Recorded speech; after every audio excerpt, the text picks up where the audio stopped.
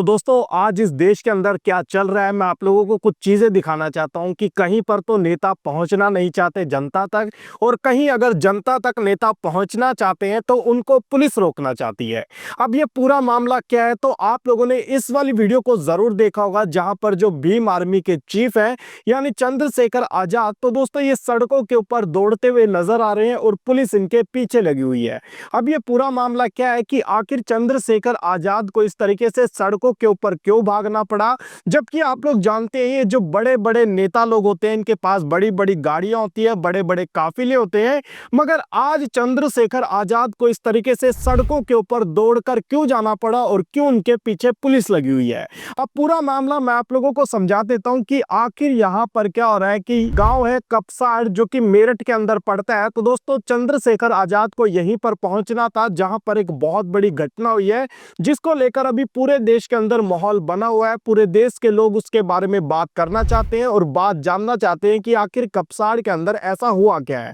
तो वहीं पर चंद्रशेखर आजाद भी पहुंचना चाहते थे, मगर जो यूपी की पुलिस है वो चंद्रशेखर आजाद को रोकने के लिए पूरी तरीके से तैयार थी और जगह जगह पर नाकेबंदी की गई थी और पूरी तरीके से वहां पर चेकिंग चल रही थी। कहीं अगर यहां से चंद्रशेखर आजाद निकलते हैं तो उनको तुरंत पुलिस वहां पर रोक लेगी। और होता वैसे ही है, चंद्रशेखर आजाद जब गाजियाबाद से मेरठ की ओर जाते हैं तो दोस्तों तुरंत रास्ते के बीच में उनको रोकने की पुलिस कोशिश करती है और इसी बीच चंद्रशेखर आजाद अपने काफिले से उतरते हैं और उसके बाद वो पुलिस से झड़प उनकी होती है। उसके बाद वो वहां से निकलते हैं और सड़कों पर पैदल दौड़ते हुए नजर आए। आप लोगों ने इस वीडियो को देखा तो ये उसी समय की वीडियो है जब पुलिस ने वहां पर चंद्रशेखर आजाद को रोकने की कोशिश की थी। अब मैं आप लोगों को ये बता देता हूं कि आखिर चंद्रशेखर आजाद इस गांव के अंदर जाना क्यों चाहते थे, कि आखिर ऐसा वहां पर क्या हो गया ताकि सभी राजनीति पार्टी इस गांव के अंदर पहुंचना चाहती थी, चाहे वो कांग्रेस पार्टी हो या फिर बीजेपी हो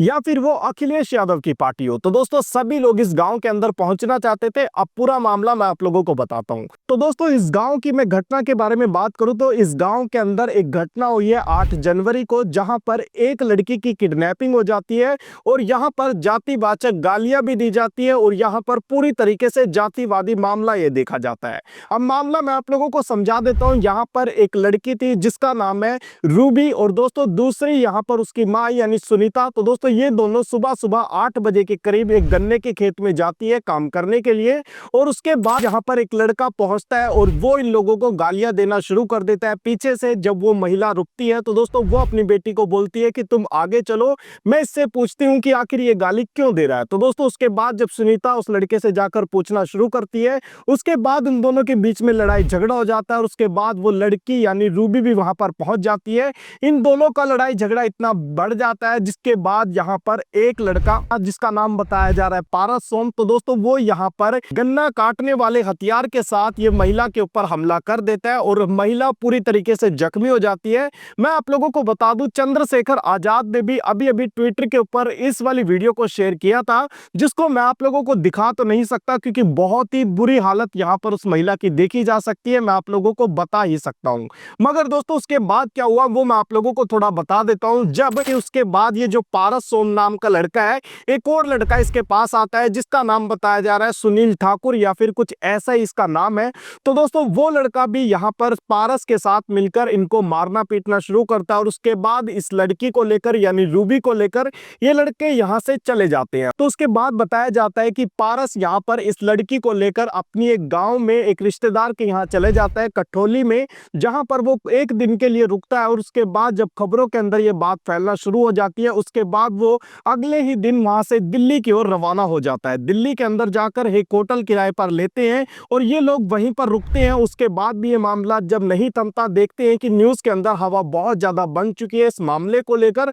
तो उसके बाद ये लोग यहाँ से गुड़गांव अपने दोस्त के पास पहुंचते हैं। तो दोस्तों दोस्त के पास ये लोग एक दिन के लिए रुकते हैं। उसके बाद मामला अभी भी बहुत ज्यादा तेजी से ये बढ़ता जा रहा था और अब तो आप लोग जानते ही हैं ये मामला पूरी तरीके से पॉलिटिकल बन चुका है कि जगह जगह से राजनीतिक पार्टियां और राजनीतिक लोग इस गांव के अंदर अब पहुंचना चाहते हैं। तो दोस्तों ये मामला जब यहां तक पहुंच गया, न्यूज के अंदर बहुत ज्यादा वीडियोस आने लगती है, तो दोस्तों उसके बाद पारस यहां पर उस लड़की को लेकर पहुंच जाता है हरिद्वार में, जहां पर उसकी बहन का घर बताया जाता है और वहां पर वो लोग एक दिन तक फिर रुकते हैं और उसके बाद जब मामला और भी ज्यादा न्यूज के अंदर आने लगा और पारस उस लड़की यानी रूबी को लेकर हरिद्वार की ओर निकलता है और ट्रेन के अंदर जाकर किसी अनजान का फोन लेकर अपने गांव अपने किसी दोस्त झोला छाप के पास फोन लगाता है और उससे पूरी जानकारी लेता है कि गांव का क्या माहौल है, गांव के अंदर क्या चल रहा है, किस तरीके की बातें चल रही है। वो सारी बातें जब की जाती हैं तो दोस्तों उसके बाद पुलिस भी पूरी तरीके से एक्शन में आ चुकी है। यहाँ पर आप लोग देख ही रहे थे